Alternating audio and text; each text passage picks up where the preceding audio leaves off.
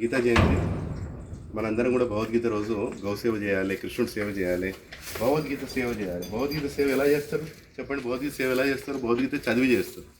ఊరికే నేను సనాతన ధర్మం పాటిస్తున్నాను, నేను ఈ పార్టీ ఆ పార్టీ అని చెప్పడంలో అర్థం లేదు, వ్యర్థం, అది మూర్ఖత్వం. అది ఫస్ట్ భగవద్గీత నేర్చుకోవాలి. పుట్టినందుకు మనిషి పుట్టిన తర్వాత బహునాం జన్మనాం అంతే జ్ఞానవాన్ మాం ప్రపద్యతే వాసుదేవ సర్వైతి స మహాత్మ సుదుర్లభ. చాలా దుర్లభం అలాంటి వ్యక్తికి రావటం. మనం ప్రయత్నించాలి జీవితంలో.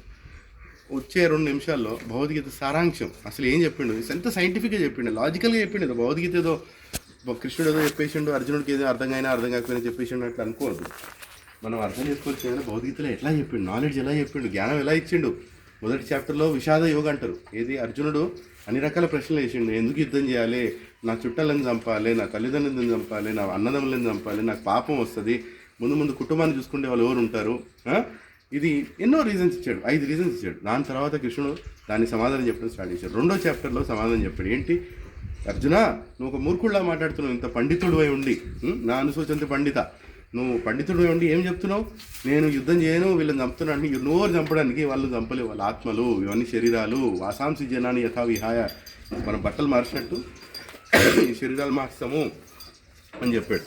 దాని తర్వాత ఏం చెప్పాడంటే, ఇది గాయత్రి మాకు వినిపిద్దాం. దాని తర్వాత ఏం చెప్పాడు, 3వ చాప్టర్లో కర్మయోగ చెప్పాడు. 4వ చాప్టర్లో కర్మని ఎలా పాటియాలో చెప్పాడు. 5వ చాప్టర్లో మన ఇంద్రియాన్ని ఎట్లా వశంలో తెచ్చుకోవాలి, ఎలా జీవితం మనం వ్యతించాలని చెప్పాడు. 6వ చాప్టర్లో ధ్యానయోగ చెప్పాడు, అష్టాంగ యోగ చెప్పాడు.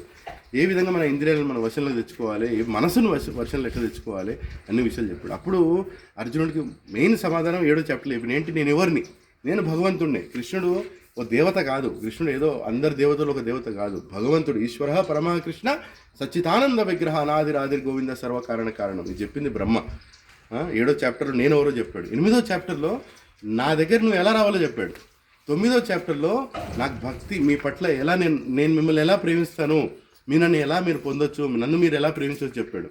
10వ చాప్టర్లో నన్ను మీరు ఎక్కడెక్కడ చూడగలరు, దేంట్లో చూడాలని చెప్పాడు. మీరు ఇది అన్ని చేపల్లో నేను షార్క్ అని చెప్పాడు, పెద్ద చేపని. పాండవుల్లోనే అర్జున్ అని చెప్పాడు. అంటే ఏది శ్రేష్టంగా చూసినా అది కృష్ణుడే అని మనం అర్థం చేసుకోవాలి సృష్టిలో. దాని తర్వాత ఏది 11వ చాప్టర్లో తన రూపం చూపించాడు.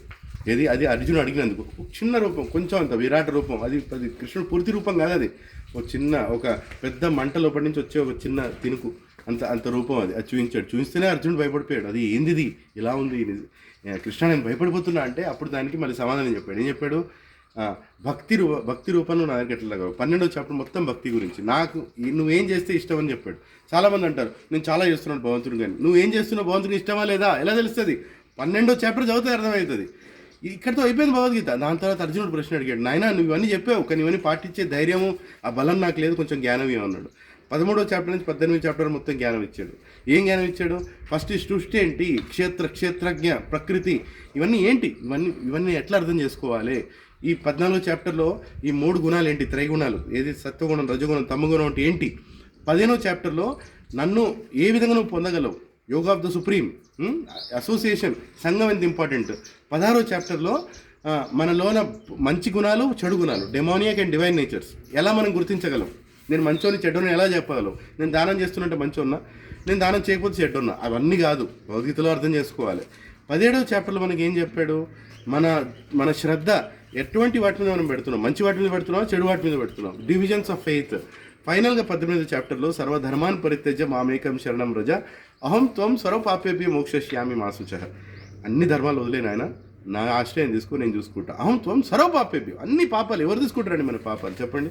మన తల్లిదండ్రులు తీసుకుంటారా, పక్కింటోడు తీసుకుంటాడా, బాస్ తీసుకుంటాడు, ఎవ్వరు మన పాపాలు తీసుకోరు. పాపాల దాని కర్మఫలం చాలా భయంకరంగా ఉంటుంది. భగవంతుడు ఒకడే మనల్ని కాపాడగలడు. ఈ విషయం మనం గ్రహించాలి. ఈ గీత జయంతి రోజు మనందరం ముందుకు వచ్చి భగవద్గీత చదవాలి, మన పిల్లలకు చదివించాలి. అమెరికా పోతే సుఖపడతాం, ఇంగ్లాండ్ పోతే సుఖపడతాం, పిల్లల్ని ఇంజనీరింగ్ చేయిస్తాం, డాక్టర్ చేయిస్తాం, ఎవ్వడు సుఖంగా లేడండి, ఎవ్వడు సుఖంగా ఉండలేడు కూడా. ఎందుకంటే కృష్ణుడు చెప్తున్నాడు దుఃఖాలయం శాశ్వతం, ఈ దుఃఖాలయం అని.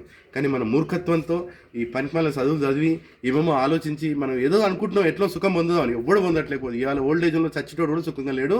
ఇద్దరు ముగ్గురు పిల్లలు కానీ అమెరికాలో అందరూ సెటిల్ అయితే కూడా సుఖంగా లేడు. ఎందుకంటే సుఖం ఎప్పుడు వస్తుందంటే భగవంతుని ఇప్పుడు మా ఆశ్రయం తీసుకుని అప్పుడే సుఖం వస్తుంది.